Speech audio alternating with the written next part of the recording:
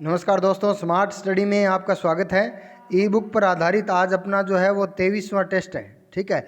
और आज अपन जो है वो 2201 से लेके और 2300 तक के क्वेश्चनों का है वो प्रैक्टिस करेंगे।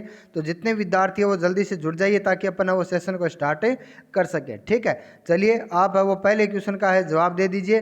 चुंबक के दोनों ध्रुवों को मिलाने वाली रेखा क्या कहलाती है, बताइए भाई। अपने को पता है कि चुंबक के दो ध्रुव होते हैं, एक होता है एस और एक होता है एन, यानी एक होता है दक्षिण ध्रुव और एक क्या होता है, उत्तर ध्रुव होता है। बताइए, दोनों ध्रुवों को मिलाने वाली रेखा को क्या बोलते हैं? चुंबकीय क्षेत्र कहते हैं, चुंबकीय तरंग कहते हैं, चुंबकीय एक्स कहते हैं, चुंबकीय फ्लक्स कहते हैं। दीजिए जवाब, ठीक है। तो इसका सही जवाब क्या हो जाएगा? इसका सही जवाब हो जाएगा चुंबकीय एक्स, ठीक है। चुंबक के दोनों ध्रुवों को मिलाने वाली रेखा क्या कहलाती है? चुंबकीय एक्स कहलाती है। यदि अपन बात करें चुंबकीय क्षेत्र की, तो चुंबकीय क्षेत्र क्या होता है? चुंबक के चारों ओर का वह क्षेत्र होता है जहां पर चुंबकीय बल महसूस होता है। और बहुत ही अच्छा क्वेश्चन है, कई बार एग्जाम में आ चुका है कि चुंबकीय क्षेत्र का मात्रक क्या होता है? टेस्ला होता है, ठीक है। चलिए, अगले क्वेश्चन का आप जवाब दीजिए। तापमान बढ़ने पर घड़ी के पेंडुलम की लंबाई पर क्या प्रभाव पड़ता है? बताइए भाई। तापमान बढ़ने पर घड़ी के पेंडुलम की लंबाई पर क्या प्रभाव पड़ता है? पेंडुलम की लंबाई बढ़ती है, घटती है, अपरिवर्तित रहती है, या इनमें से कोई प्रभाव नहीं पड़ता है? दीजिए जवाब। देखिए, अपने को पता है कि तापमान यदि बढ़ता है तो गतिज ऊर्जा में, कणों के बीच गतिज ऊर्जा में क्या होती है? वृद्धि होती है, ठीक है। और कणों के बीच यदि गतिज ऊर्जा में वृद्धि होगी तो कणों के बीच दूरी क्या बढ़ेगी? करेगी, बढ़ेगी। और दूरी बढ़ेगी तो लंबाई भी क्या करेगी? बढ़ेगी, ठीक है। तो इसका सही जवाब हो जाएगा बढ़ती है। जो विद्यार्थी ए जवाब दे रहे हैं उनका जवाब बिल्कुल क्या है? सही है, ठीक है। चलिए, अगले क्वेश्चन का आप जवाब दीजिए। बंद कमरे में फ्रिज को यदि खुला छोड़ दिया जाए तो कमरे के तापमान पर क्या प्रभाव पड़ेगा? बहुत ही इंपॉर्टेंट, बहुत ही शानदार क्वेश्चन है, कई बार एग्जाम के अंदर ये पूछा गया क्वेश्चन है। तो आप जल्दी से जवाब दीजिए। बंद कमरे में फ्रिज को खुला छोड़ने पर कमरे के तापमान पर क्या प्रभाव पड़ता है? बताइए। बंद कमरे में फ्रिज को खुला छोड़ने पर कमरे के तापमान पर क्या प्रभाव पड़ता है? बढ़ता है, घटता है, अपरिवर्तित रहता है, या इनमें से कोई नहीं, ठीक है। देखिए, यदि अपन कमरे के अंदर है, वो बंद कमरा है, और यदि फ्रिज को खुला छोड़ देता है तो अपन ये कह सकते हैं कि उससे जो गैस निकलती है उससे क्या होगा? कणों की गतिज ऊर्जा में क्या होगी? वृद्धि होगी, ठीक है। और कण की यदि गतिज ऊर्जा में वृद्धि होगी तो कण आपस में टकराएंगे, और कण यदि आपस में टकराएंगे तो ऊष्मा, अपने को पता है कि घर्षण से क्या उत्पन्न होती है? ऊष्मा उत्पन्न होती है। और यदि ऊष्मा उत्पन्न होती है तो तापमान क्या करता है? बढ़ता है, ठीक है। तो इसका सही जवाब हो जाएगा बढ़ता है, ठीक है। चलिए, अगले क्वेश्चन का आप जवाब दीजिए। मैग्नीशियम रिबन को जलाने पर कैसी ज्वाला के साथ जलता है? देखिए, जो विद्यार्थी आरआरसी ग्रुप डी की तैयारी कर रहे हैं, जो विद्यार्थी आरआरसी ग्रुप डी की तैयारी कर रहे हैं उनके लिए यहाँ से बहुत ही इंपॉर्टेंट क्वेश्चन शुरू हो रहे हैं। क्यों? क्योंकि ये एनसीईआरटी पर बेस्ट क्वेश्चन है, और अपने को पता है कि आरआरसी के अंदर, ग्रुप डी के अंदर है वो एनसीईआरटी का बहुत ही अच्छा रोल होता है। तो ये अब जो क्वेश्चन शुरू हो रहे हैं वो एनसीईआरटी से संबंधित क्वेश्चन शुरू हो रहे हैं। तो इनका यदि आपने सटीक से और यदि विश्लेषण नहीं किया है तो कल अगले टेस्ट के अंदर आप है वो थोड़ा सा ढंग से है वो तैयार करके इनका टेस्ट देवे, क्योंकि यही क्वेश्चन है वो एग्जाम के अंदर आने वाले हैं। तो आप जल्दी से जवाब दीजिए। मैग्नीशियम रिबन को जलाने पर कैसी ज्वाला के साथ जलता है? ठीक है। एकमात्र धातु जो रिबन के रूप में पाई जाती है मैग्नीशियम होती है। ये क्वेश्चन भी कई बार एग्जाम के अंदर पूछा गया क्वेश्चन है, ठीक है। और अपने को पता है कि मैग्नीशियम को जब जलाया जाता है तो ये बदल जाता है किसके अंदर? मैग्नीशियम ऑक्साइड के अंदर, ठीक है। तो इसका सही जवाब क्या हो जाएगा? सफेद ज्वाला के साथ वो ये क्या करता है? जलता है, ठीक है। कैसी ज्वाला के साथ? सफेद ज्वाला के साथ ये जलता है, ठीक है। चलिए, अगले क्वेश्चन का आप जवाब दीजिए। निम्नलिखित में से रासायनिक अभिक्रिया के बारे में और कथन है वो असत्य है? बताइए, कौन सा कथन है वो रासायनिक अभिक्रिया के बारे में असत्य कथन है? ठीक है। अभिकारक है वो बाईं ओर लिखे जाते हैं। देखिए, अभिकारक वे उपपदार्थ होते हैं जो रासायनिक अभिक्रिया करते हैं, और उत्पाद वे होते हैं जो रासायनिक अभिक्रिया के दौरान बनते हैं, ठीक है। तो इसमें दे रखा है कि अभिकारक है वो कहाँ लिखे जाते हैं? बाईं ओर लिखे जाते हैं, और उत्पाद दाईं ओर लिखे जाते हैं। बिल्कुल दोनों कथन है वो क्या है? सही है। अभिकारकों को लिखा जाता है LHS लेफ्ट हैंड साइड, और उत्पादकों को लिखा जाता है क्या? RHS साइड के अंदर लिखा जाता है। अब मध्य यानी अभिकारकों और उत्पादों के बीच के तीर का निशान लगाया जाता है, यह भी सही है। तो ये कथन क्या हो जाएगा? गलत हो जाएगा, क्योंकि उत्पाद को कहाँ लिखा जाता है? RHS लिखा जाता है। तो जो विद्यार्थी डी जवाब दे रहे हैं उनका आंसर बिल्कुल क्या है? सही है, ठीक है। चलिए, नेक्स्ट क्वेश्चन का आप जवाब दीजिए, वह रासायनिक समीकरण जो द्रव्यमान संरक्षण के नियम का पालन नहीं करती है। बताइए, देखिए यदि अपन बात करें द्रव्यमान संरक्षण के नियम की, आप जल्दी से वो क्वेश्चन का जवाब दीजिए और इसकी थ्योरी भी आप वो ध्यान से पढ़ना। देखो, द्रव्यमान संरक्षण का नियम जो है वो अपने को पता है किसने दिया था, लेवोइजिए ने दिया था। ठीक है, लेवोइजिए ने। और लेवोइजिए को अपने को पता है क्या कहा जाता है, लेवोइजियर को कहा जाता है रासायनिक विज्ञान का जनक कहा जाता है। ठीक है, यदि अपन बात करें द्रव्यमान संरक्षण का नियम क्या है, तो अभी अपने सामने दो कथन आए थे, एक तो आया था अभिकारक और एक आया था उत्पाद। ठीक है, एक तो होता है रिएक्टेंट और एक क्या होता है, प्रोडक्ट होता है। अभिकारक वे पदार्थ होते हैं जो रासायनिक अभिक्रिया करते हैं, उत्पाद वे पदार्थ होते हैं जो रासायनिक अभिक्रिया के दौरान बनते हैं। ठीक है, यदि द्रव्यमान संरक्षण के नियम की बात करें तो द्रव्यमान संरक्षण का नियम यह है कि अभिकारकों और उत्पादों का द्रव्यमान हमेशा क्या होता है, समान होता है। ठीक है, तो बताइए जो द्रव्यमान संरक्षण के नियम का पालन नहीं करती ऐसी समीकरण क्या कहलाती है, समान समीकरण कहलाती है, असमान समीकरण कहलाती है, कंकाली समीकरण कहलाती है या संतुलित समीकरण कहलाती है। ठीक है, तो जो विद्यार्थी सी जवाब दे रहे हैं उनका बिल्कुल सही है। ऐसी समीकरण जिनका अभिकारक और उत्पाद का द्रव्यमान समान नहीं है वो कंकाली समीकरण कहलाती है। ठीक है, चलिए अगले क्वेश्चन का आप जवाब दीजिए, वह रासायनिक अभिक्रिया जो केवल एक ही दिशा में चलती है। बताइए, वह रासायनिक अभिक्रिया जो केवल एक ही दिशा में चलती है। बताइए, उत्क्रमणीय होती है, अनुत्क्रमणीय होती है, उदासीनीकरण होती है, फिर रेडॉक्स अभिक्रिया होती है। बताइए, दीजिए जवाब। वह रासायनिक अभिक्रिया जो सिर्फ एक ही दिशा में चलती है। ठीक है, तो अपने को पता है कि अनुत्क्रमणीय अभिक्रिया जो होती है वो क्या करती है, एक ही दिशा में चलती है। और वह रासायनिक अभिक्रिया जो दोनों दिशाओं में चलती है उसको हम क्या बोलते हैं, उत्क्रमणीय अभिक्रिया बोलते हैं। ठीक है, चलिए अगले क्वेश्चन का आप जवाब दीजिए, उत्प्रेरक को रासायनिक अभिक्रिया में लिखा जाता है। ठीक है, बताइए ये जो तीर का निशान होता है अपने को पता है अभिकारकों और उत्पादों के मध्य है वो तीर का निशान लगाया जाता है और तीर का निशान जो होता है वो रासायनिक अभिक्रिया की दिशा को व्यक्त करता है। ठीक है, ये क्वेश्चन भी है वो एग्जाम में पूछा गया कई बार कि अभिकारक और उत्पादों के बीच लगने वाला तीर का निशान किसको व्यक्त करता है, तो ये व्यक्त करता है रासायनिक अभिक्रिया की दिशा को। अब आपसे क्वेश्चन ये पूछा गया है कि उत्प्रेरक, हमने पढ़ा कि उत्प्रेरक जो होते हैं वो किसी रासायनिक अभिक्रिया में भाग लेने वाले वे पदार्थ होते हैं जो अभिक्रिया के वेग को प्रभावित करते हैं। तो बताइए उत्प्रेरकों को कहाँ लिखा जाता है, तो इसका सही जवाब हो जाएगा तीर के निशान के ऊपर। ठीक है, चलिए अगले क्वेश्चन का आप जवाब दीजिए, वह रासायनिक अभिक्रिया जिसमें दो या दो से अधिक अभिकारक मिलकर एक उत्पाद बनाते हैं। बताइए भाई, वह रासायनिक अभिक्रिया जिसमें दो या दो से अधिक अभिकारक मिलकर है वो एक उत्पाद बनाते हैं, तो बताइए वो क्या कहलाती है, संयोजन कहलाती है, वियोजन कहलाती है, विस्थापन कहलाती है या द्विविस्थापन कहलाती है। दीजिए जवाब। ठीक है, तो इसका सही जवाब जो विद्यार्थी ए जवाब दे रहे हैं वो बिल्कुल सही जवाब है। ठीक है, संयोजन अभिक्रिया वो होती है जिसमें दो या दो से अधिक अभिकारक मिलकर एक उत्पाद बनाते हैं। वियोजन अभिक्रिया वो होती है जिसके अंदर एक अभिकारक है वो दो या दो से अधिक उत्पादों में टूट जाता है। और विस्थापन अभिक्रिया वो होती है जहां पर कम सक्रिय अभिकारक को अधिक सक्रिय अभिकारक क्या कर देता है, विस्थापित कर देता है। और द्विविस्थापन अभिक्रिया वह होती है जिसमें क्या होता है, आयनों का आदान प्रदान होता है। ठीक है, आयनों का आदान प्रदान होता है वो अभिक्रिया होती है द्विविस्थापन अभिक्रिया। तो जो विद्यार्थी ए जवाब दे रहे हैं उनका जवाब बिल्कुल ही क्या है, सही है। ठीक है, चलिए अगले क्वेश्चन का आप जवाब दीजिए, निम्नलिखित में से ऊष्माक्षेपीय अभिक्रिया का उदाहरण है। देखिए ऊष्माक्षेपीय अभिक्रिया वो होती है जिसमें उत्पाद तो बनता ही बनता है लेकिन उत्पाद के साथ साथ क्या बनती है, ऊष्मा बनती है। ठीक है, उत्पाद के साथ साथ क्या बनती है, ऊष्मा बनती है। तो वह रासायनिक अभिक्रिया जिसमें ऊष्माक्षेपीय अभिक्रिया का उदाहरण है। बताइए आप इनमें से कौन सी अभिक्रिया है जो ऊष्माक्षेपीय अभिक्रिया का उदाहरण है, श्वसन, सब्जियों का कंपोस्टकरण, ईंधन का दहन या उपयुक्त सभी। दीजिए जवाब।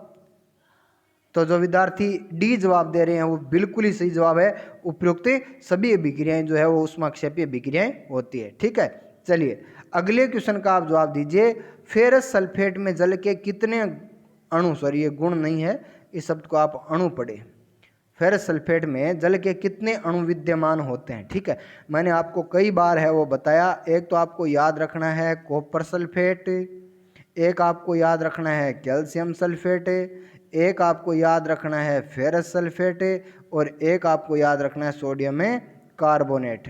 ठीक है, ये चार आपको याद रखने हैं, इनके क्वेश्चन है वो कई बार एग्जाम में पूछे जाते हैं। तो इसका जवाब दीजिए। मैंने आपको कहा कॉपर सल्फेट में जल के 5 अणु आपको याद रखने हैं, कैल्शियम सल्फेट में जल के 2 अणु आपको याद रखने हैं, फेरस सल्फेट में आपको 7 अणु और सोडियम कार्बोनेट में कितने 10 अणु आपको याद रखने हैं। तो इसका सही जवाब हो जाएगा 7। तो जो विद्यार्थी 7 जवाब दे रहे हैं, बिल्कुल जो विद्यार्थी ग्रुप डी की तैयारी कर रहे हैं वो इन चारों को याद कर लेना। एक ना एक बारी में आपको जरूर ये क्वेश्चन है वो कहीं ना कहीं जरूर ये चारों आपको देखने को मिलेंगे। ठीक है, चलिए अगले क्वेश्चन का आप जवाब दीजिए। नाइट्रोजन डाइऑक्साइड की धुएं के रंग कैसा होता है? बताइए भाई, नाइट्रोजन डाइऑक्साइड के धुएं का रंग कैसा होता है? ये क्वेश्चन है वो आरआरबी ग्रुप डी 2018 के अंदर भी पूछा गया था। तो आप इसका जवाब दीजिए कि नाइट्रोजन डाइऑक्साइड की धुएं का रंग कैसा होता है? बताइए, लाल होता है, नीला होता है, पीला होता है या फिर भूरा होता है? बताइए, नाइट्रोजन डाइऑक्साइड के धुएं का रंग कैसा होता है? तो जो विद्यार्थी डी जवाब दे रहे हैं भूरा, उनका जवाब बिल्कुल ही क्या है? सही है। ठीक है, उनका जवाब बिल्कुल क्या है? सही है। ठीक है, चलिए अगले क्वेश्चन का आप जवाब दीजिए। अभिकारकों को तोड़ने के लिए आवश्यकता होती है? बताइए, अभिकारक वे पदार्थ होते हैं जो रासायनिक अभिक्रिया करते हैं। अब आप ये बताइए कि इनको तोड़ने के लिए क्या आवश्यक होता है? ऊष्मा, प्रकाश, विद्युत या सभी? बताइए, अभिकारकों को तोड़ने के लिए आवश्यकता होती है। ठीक है, तो इसका सही जवाब हो जाएगा सभी। ये सभी जो होते हैं वो अभिकारकों को तोड़ने के लिए क्या होते हैं? आवश्यक होते हैं। ठीक है, चलिए अगले क्वेश्चन का आप जवाब दीजिए। वह रासायनिक अभिक्रिया जिसमें ऑक्सीकरण एवं अपचयन अभिक्रिया साथ साथ होती है? बताइए भाई, वह रासायनिक अभिक्रिया जिसमें ऑक्सीकरण एवं अपचयन अभिक्रिया साथ साथ होती है। ठीक है, रेडॉक्स अभिक्रिया होती है, उपचयन औदासीनीकरण अभिक्रिया होती है, विस्थापन अभिक्रिया होती है या ऊष्माक्षेपी अभिक्रिया होती है? दीजिए जवाब। वह रासायनिक अभिक्रिया जिसमें ऑक्सीकरण और अपचयन साथ साथ होती है। ठीक है, तो इसका सही जवाब हो जाएगा रेडॉक्स अभिक्रिया। और रेडॉक्स अभिक्रिया को हम क्या बोलते हैं? उपचयन अपचयन अभिक्रिया कहते हैं। क्या कहते हैं? उपचयन अपचयन अभिक्रिया कहते हैं। ठीक है, चलिए अगले क्वेश्चन का आप जवाब दीजिए। किस गैस की उपस्थिति में कॉपर पर हरी परत चढ़ जाती है? ठीक है, आपको एनसीईआरटी पर बेस्ट 4 क्वेश्चन 3 लाइनें याद रखनी है। एक तो लोहे के ऊपर है वो भूरी परत चढ़ना, एक अपन कह सकते हैं कि चांदी यानी सिल्वर के ऊपर है वो कैसी? काली परत का चढ़ना, और एक आपको याद रखना है कॉपर यानी तांबे के ऊपर है वो हरी परत का चढ़ना। ठीक है, अब आप मुझे ये बताइए कि कॉपर के ऊपर यदि हरी परत चढ़ती है तो उसके लिए जिम्मेदार है वो कौन होती है? ठीक है, तो इसका सही जवाब हो जाएगा क्या? इसका सही जवाब हो जाएगा कार्बन डाइऑक्साइड। ठीक है, जब कॉपर कार्बन डाइऑक्साइड के साथ अभिक्रिया करता है तो बनाता है कॉपर कार्बोनेट, और जिससे उसके ऊपर हरी परत का निर्माण हो जाता है। ठीक है, चलिए अगला क्वेश्चन है ऑक्सीकरण से बचाने के लिए चिप्स की थैलियों में कौन सी गैस भरी जाती है? इस क्वेश्चन का तो आप जल्दी से जवाब दे दो भाई। इस क्वेश्चन का तो जितने लोग लाइव है वो सभी है वो जवाब दो। ठीक है, क्योंकि बहुत इंपॉर्टेंट भी क्वेश्चन है और कई बार रिपीट हो चुका है, सबको आने वाला क्वेश्चन है ये। ठीक है, तो इसका सही जवाब हो जाएगा नाइट्रोजन। ठीक है, चलिए अगले क्वेश्चन का आप जवाब दीजिए। निम्नलिखित में से कौन सा कथन अम्लों के बारे में सत्य है? बताइए भी, निम्नलिखित में से कौन सा कथन है वो अम्लों के बारे में सत्य है? अम्ल स्वाद में खट्टे होते हैं, बिल्कुल सही है। नीले लिटमस को लाल कर देते हैं, बिल्कुल सही है। सभी अम्ल हाइड्रोजन आयन देते हैं, बिल्कुल सही है। तो ये सभी कथन क्या हो जाएंगे? सही हो जाएंगे। तो जो विद्यार्थी डी जवाब दे रहे हैं उनका बिल्कुल ही सही आंसर है। चलिए नेक्स्ट क्वेश्चन है, निम्नलिखित में से प्राकृतिक सूचक का उदाहरण नहीं है? बताइए भाई, प्राकृतिक सूचक देखिए, सबसे पहले मैं आपको बताया था कि सूचक वो होते हैं जिनकी उपस्थिति अम्लता या क्षारकता को व्यक्त करती है। ठीक है, जिनकी उपस्थिति अम्लता या क्षारकता को क्या करती है? व्यक्त करती है। तो आप बताइए इनमें से प्राकृतिक सूचक का उदाहरण नहीं है। हल्दी, गुलाब की पंखुड़ी, पिटूनिया या मेथिल ऑरेंज? बताइए, प्राकृतिक सूचक का उदाहरण नहीं है। तो इसका सही जवाब हो जाएगा मेथिल ऑरेंज। जो होता है वो क्या होता है कि कृत्रिम सूचक होता है, या अपन कह सकते हैं कि ये क्या होता है कि संश्लेषित सूचक होता है। बाकी हल्दी, गुलाब की पंखुड़ी, पिटूनिया, या अपन कह सकते हैं हाइड्रेंजिया, या अपन कह सकते हैं जिरानियम, या अपन कह सकते हैं लिटमस, ये क्या होते हैं? प्राकृतिक सूचक होते हैं। और मेथिल ऑरेंज और फिनोल्फ्थेलिन क्या होते हैं? कृत्रिम सूचक होते हैं। लौंग का तेल, वेनिला और प्याज क्या होते हैं? गंधीय सूचक होते हैं। ठीक है, चलिए अगले क्वेश्चन का आप जवाब दीजिए, अम्लों की धातु के साथ अभिक्रिया से कौन सी गैस निकलती है। बहुत ही शानदार क्वेश्चन है, कई बार एग्जाम के अंदर ये भी क्वेश्चन है वो रिपीट हो चुका है, तो ये क्वेश्चन भी आप जवाब दीजिए भाई। अम्ल जब धातु के साथ अभिक्रिया करते हैं तो कौन सी गैस निकलती है। अपने को पता है कि अम्ल जो है वो जब धातु के साथ अभिक्रिया करते हैं तो एक तो बनता है लवण, लवण तो बनता ही बनता है, ठीक है। अब आप मुझे ये बताइए कि गैस कौन सी निकलती है, तो इसका सही जवाब हो जाएगा हाइड्रोजन गैस निकलती है, क्योंकि अम्लों के अंदर अपने को पता है कि हाइड्रोजन है वो सभी अम्लों में पाया जाता है, ठीक है। तो इसका सही जवाब हो जाएगा ए। चलिए अगले क्वेश्चन का आप जवाब दीजिए, अम्ल एवं क्षार को जल में मिलाने पर सांद्रता पर क्या प्रभाव पड़ता है। बताइए, अम्ल है वो चाहे क्षार हो, ठीक है, उनको यदि जल के साथ मिलाया जाता है तो उनकी सांद्रता घटेगी, बढ़ती है, अपरिवर्तित रहती है, या इनमें से कोई नहीं। दीजिए जवाब। तो अपने को पता है कि जल यदि मिलाएंगे तो आयनों की सांद्रता में क्या आती है, हमेशा कमी आती है। तो जो विद्यार्थी ए जवाब दे रहे हैं उनका बिल्कुल सही है, और इस प्रक्रिया को क्या बोलते हैं, तनुकरण कहते हैं। यदि जल मिलाने पर आयनों की सांद्रता घटती है तो इस प्रक्रिया को क्या बोलते हैं, तनुकरण कहते हैं, ठीक है।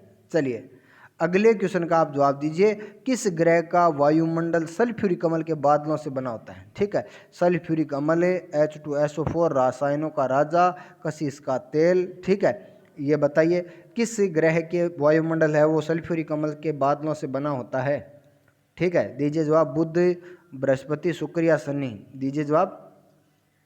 तो इसका बिल्कुल सही जवाब हो जाएगा शुक्र। ठीक है, शुक्र ग्रह का है वो बादल वायुमंडल होते हैं, उसके अंदर सल्फ्यूरिक अम्ल के बादल पाए जाते हैं। ठीक है, चलिए अगले क्वेश्चन का आप जवाब दीजिए, वर्षा के जल की पीएच का मान किससे कम होने पर है वो अम्लीय वर्षा होती है। अपने को पता है कि यदि मुंह की पीएच 5.5 से कम हो जाए तो दंतक्षेप प्रारंभ हो जाता है। ये भी क्वेश्चन है वो बहुत बार एग्जाम में पूछा गया है। हमारे शरीर की पीएच होती है कितनी, 7.4 से 7.8, इससे भी यदि कम हो जाए तो हमारे शरीर के लिए भी नुकसान होता है। तो आप बताइए कि अम्लीय वर्षा की पीएच कितने से कम होने पर होती है। ठीक है, तो इसका सही जवाब हो जाएगा 5.6। रटने वाला डाटा है, जिन विद्यार्थियों ने रट रखा है उनका सही जवाब है ये, बिल्कुल। ठीक है, चलिए अगले क्वेश्चन का आप जवाब दीजिए, मधुमक्खी तथा नेटल के डंक में कौन सा अम्ल पाया जाता है।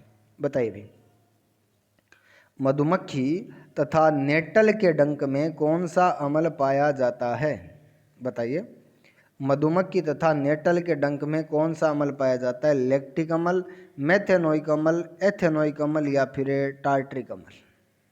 बताइए, मधुमक्खी तथा नेटल के डंक में कौन सा अम्ल पाया जाता है, तो इसके अंदर पाया जाता है कौन सा, मेथेनोइक अम्ल पाया जाता है। ठीक है, चलिए अगले क्वेश्चन का आप जवाब दीजिए, दांतों पर से ग्रीस हटाने में किसका उपयोग किया जाता है। बताइए भाई, धातुओं पर से ग्रीस हटाने में किसका उपयोग किया जाता है। सोडियम क्लोराइड का, सोडियम हाइड्रोक्साइड का, सोडियम नाइट्रेट का या सोडियम ऑक्साइड का। दीजिए जवाब। धातुओं पर से ग्रीस हटाने में किसका उपयोग किया जाता है, तो जो विद्यार्थी बी जवाब दे रहे हैं sodium hydroxide, NaOH, caustic soda, उनका जवाब बिल्कुल ही क्या है, सही है। ठीक है, चलिए अब अगले क्वेश्चन का आप जवाब दीजिए, जल की स्थायी कठोरता दूर करने में किसका उपयोग किया जाता है। बताइए भाई, जल की स्थायी कठोरता दूर करने में किसका उपयोग किया जाता है। सोडियम हाइड्रोजन कार्बोनेट, विरंजक चूर्ण, सोडियम कार्बोनेट या फिर सोडियम क्लोराइड। दीजिए जवाब। ठीक है, तो जो विद्यार्थी सी जवाब दे रहे हैं सोडियम कार्बोनेट, उनका जवाब बिल्कुल ही क्या है, सही है। ठीक है, तो दोस्तों अपने 2300 क्वेश्चन जो है वो क्या हो चुके हैं, कंप्लीट हो चुके हैं। मात्र 2 टेस्ट के साथ ही अपनी ई बुक के 2525 क्वेश्चन है वो अपन कह सकते हैं कंप्लीट हो जाएंगे। जिस विद्यार्थी ने और ये शुरू से लेकर लगातार तैयारी किया उसकी वास्तव में साइंस में मैं कह सकता हूँ कि बहुत अच्छी सुधार होगा। ठीक है, तो चलिए मिलते हैं अगले टेस्ट में। अपने आपके कितने क्वेश्चन सही हो रहे हैं वो आप कमेंट बॉक्स के अंदर बताना है, वो बिल्कुल ही नहीं भूलना है। ठीक है, चलिए मिलते हैं नेक्स्ट टेस्ट में।